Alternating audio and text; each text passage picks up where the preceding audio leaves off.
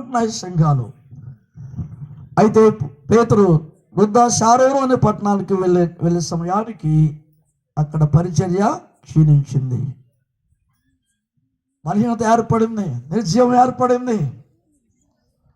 ఆ తర్వాత పేతురు ఆ పట్టణానికి వెళ్ళాడు. ఎక్కడ బలహీనంగా ఉందో అక్కడికి వెళ్ళాడు ఆయన. ఎక్కడ పని నిర్జీవంగా ఉందో అక్కడికి వెళ్ళాడు ఉజ్జీవింపజేయడానికి. ఎక్కడ పని బలహీనంగా ఉందో అక్కడ దేని పని విస్తరింపజేయడానికి, వారిని ఉజ్జీవింపజేయడానికి పేతురు అక్కడికి వెళ్ళాడు. వృద్ధ షారోను పట్టణాలకు వెళ్ళాడు ఆయన. అండ్ జంట నగరాలు లాంటివి అనుకోండి. వృద్ధలో కాపురమున్న పరిశుద్ధుల యొద్దకు, వృద్ధలో పరిశుద్ధులు ఉన్నారు. మనుషులు రెండు రకాలు, పాపులు, పరిశుద్ధులు. అయినందు విశ్వాసం నుంచి రక్షించబడితే పరిశుద్ధులం అవుతాం, లేకపోతే పాపులుగా జీవిస్తూ ఉంటాం, బ్రతుకు మారదు. వృద్ధలోని పరిశుద్ధుల మధ్యకు పేతురు వెళ్ళాడు. పరిశుద్ధుల మధ్య అనారోగ్యానికి గురైన ఒక వ్యక్తి ఉన్నాడు. బలహీనమైన అనారోగ్యంతో మంచం పట్టి ఉన్నవాడు. పేతురు అక్కడ వెళ్ళి, ఆయనయా యేసుక్రీస్తు నిన్ను స్వస్థపరుచున్నాడు అన్నాడు. మాట అనగానే అతను లేచి నువ్వే పరుచుకోమని చెప్పగానే వెంటనే లేచి అతను నడుస్తున్నాడు. అద్భుతం జరిగింది. దేవుడు గొప్ప కార్యం చేశాడు. అతను చూచి అనేకులు ప్రభువు తట్టు తిరిగారు. అక్కడ జరిగింది కార్యం. ఎవరు చేశారు ఆ కార్యాన్ని? పేతురు ద్వారా దేవుడు జరిగించాడు. మరి పేతురు వైపు తిరగల ప్రజలు ప్రభు వైపుకు తిరిగారు. కనబడేది పేతురే కదండి. అక్కడ బాగు చేసింది పేతురే. అరణ్యా లేచి నడువు, నీ పరిపెత్తుకుని అంటే నడిచాడు. ప్రత్యక్షం కనబడుతున్నాడు. కానీ ప్రసంగికులు ప్రభువును చూపెడితే ప్రజలు ప్రభు వైపు మల్లుకుంటారు. ప్రజలు తమ మల్లుకోవాలని ప్రయత్నం చేయకూడదు. ప్రభువును చూపెట్టారు, ప్రభు చేశాడు, మేం కాదన్నారు. ప్రభు వైపుకు తిరిగారు. వాళ్ళు ప్రసంగి వైపు తిరగకూడదు. వరంగిలిన వాళ్ళు ఉండొచ్చు, బాగా చెప్పేవారు పాడేవారు ఉండవచ్చు, కానీ ప్రభు వైపుకు తిరగాలి. కానీ ప్రజల తట్టు తిరగకూడదు.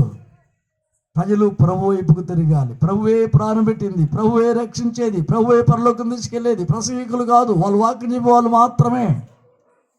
ప్రభు వైపుకు తిరిగారు. స్వస్థపరిచింది పేతురే, బాగు చేసింది పేతురే. ప్రజలు కనబడుతున్నాడు. అన్యా లేచి నడవండి నడిచాడు. కానీ ప్రభు వైపుకు తిరిగారు. 2 గ్రామాల్లో గొప్ప ఉద్యమం నెలకొని ఉంది. అనేకులు అతను చూచి ప్రభు తట్టు తిరిగారు. వృద్ధాశారంలో ప్రభులు తిరిగారు. కానీ ఈ రాత్రి ఈ స్థలంలో, ఈ వసంతాపురంలో మీరు ప్రభువు తిరుగుతారా? ఇంకా పాపంలో తిరగాలనుకుంటున్నారా? ఆలోచించి రాత్రి వృద్ధాశారణ పట్టణాల్లో ప్రభుతోటి తిరిగారని మనం చదువుకున్నాం లేఖనాల్లో. ఈ రాత్రి మీరు ప్రభుత్వం తిరగాలి అనుకుంటున్నారా? ఇంకా ఈ చెడుగా ఈ పాపంలో తిరగాలి అనుకుంటున్నారా? ఆలోచించండి. రాత్రి ప్రభు వైపుకు తిరగండి. ప్రభు తిరగమని ప్రేమతో మీకు ప్రకటిస్తూ ఉన్నా. ప్రభు మన కొరకు ప్రాణం పెట్టిన ప్రభు, మనుషులు లేపే ప్రభు, ప్రాణాన్ని జీవించి తిరిగి లేచిన ప్రభు, మన కోసం ప్రాణం పెట్టిన ప్రభు. ప్రభు వైపుకు తిరగండి. పాపాన్ని విడిచిపెట్టి, ప్రభు నేను పాపి, నా పాపాన్ని క్షమించని ఒప్పుకొని ప్రభుత్వం తిరగాలని మీకు మనవి చేస్తూ ఉన్నా. వృద్ధాశారణ పట్టణాల్లో అనేకులు ప్రభు తట్టు తిరిగిరి అని చూస్తున్నా. 11వ అధ్యాయం 20 కూడా చూస్తారా?